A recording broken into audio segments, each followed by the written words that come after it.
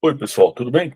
Vamos comentar dessa vez a questão número 11 do terceiro simulado modelo FUVEST aplicado pelo Ângulo neste ano de 2023.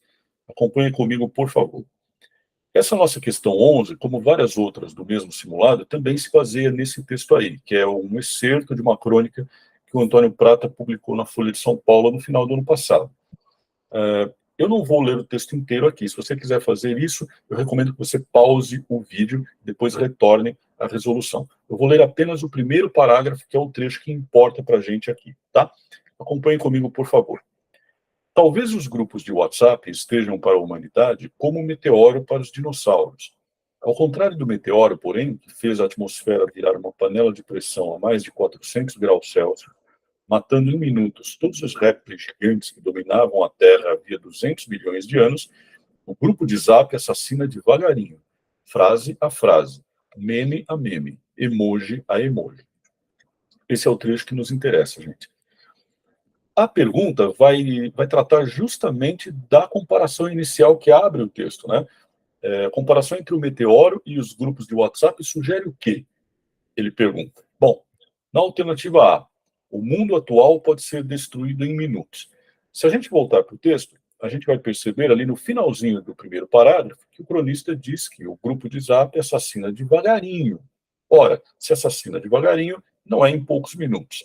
Além disso, o grupo de Zap, diz o cronista, está aí para destruir a humanidade e não exatamente o mundo atual, que é uma expressão um pouco mais vaga, né, um pouco mais ampla, melhor dizendo, e que não corresponde exatamente ao que ele disse, né?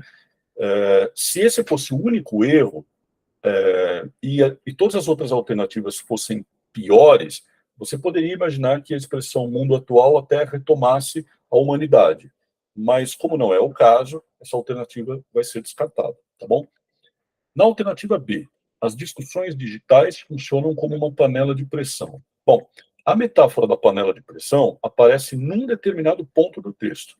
Acompanhe comigo a partir da segunda linha. Ao contrário do meteoro, porém, que fez a atmosfera virar uma panela de pressão, etc, etc. Vejam, essa expressão ao contrário indica que tudo aquilo que o cronista vai dizer em seguida do meteoro estará em oposição ao que ele vai dizer em seguida a respeito do WhatsApp.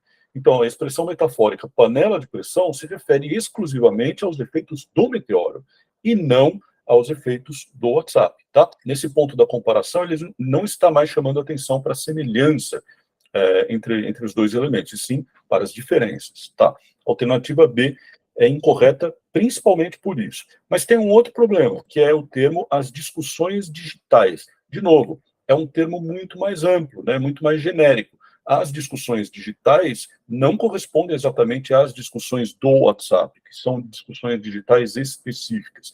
De novo, se esse fosse o único erro da alternativa e todas as demais alternativas fossem evidentemente erradas, você poderia até fazer a suposição de que discussões digitais retomasse adequadamente discussões no WhatsApp.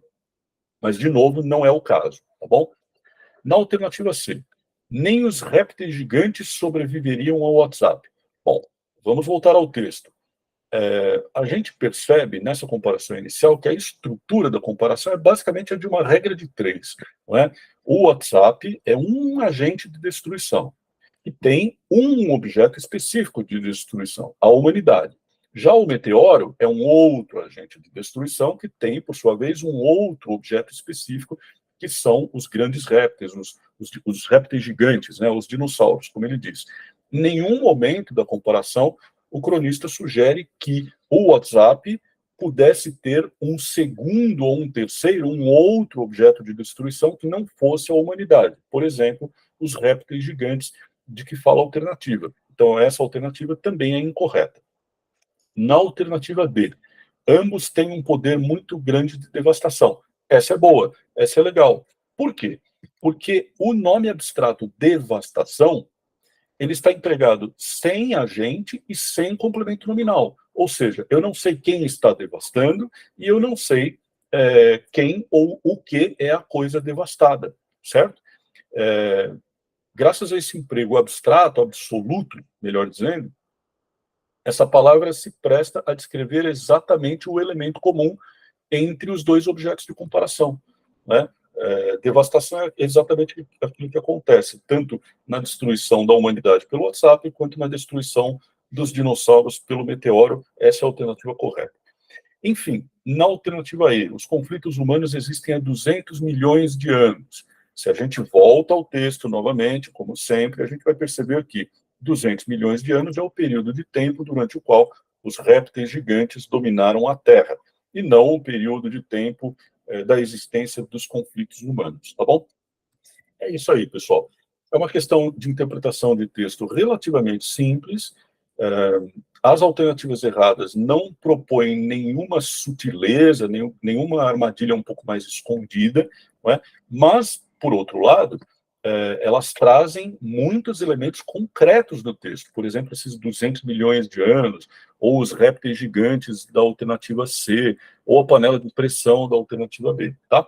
Então, esse tipo de procedimento, ele é calculado pelo autor da questão para pegar o aluno distraído, que confia na própria memória, que lê o texto uma vez só, rapidamente, diagonalmente, como a gente costuma dizer, e vai direto para as alternativas, sem retomar o trecho pertinente do texto a cada alternativa para validar ou invalidar essa alternativa, o que é o procedimento correto, o procedimento ideal de resolver uma questão de interpretação, tá? Então, é uma questão para pegar os apressadinhos e os distraídos.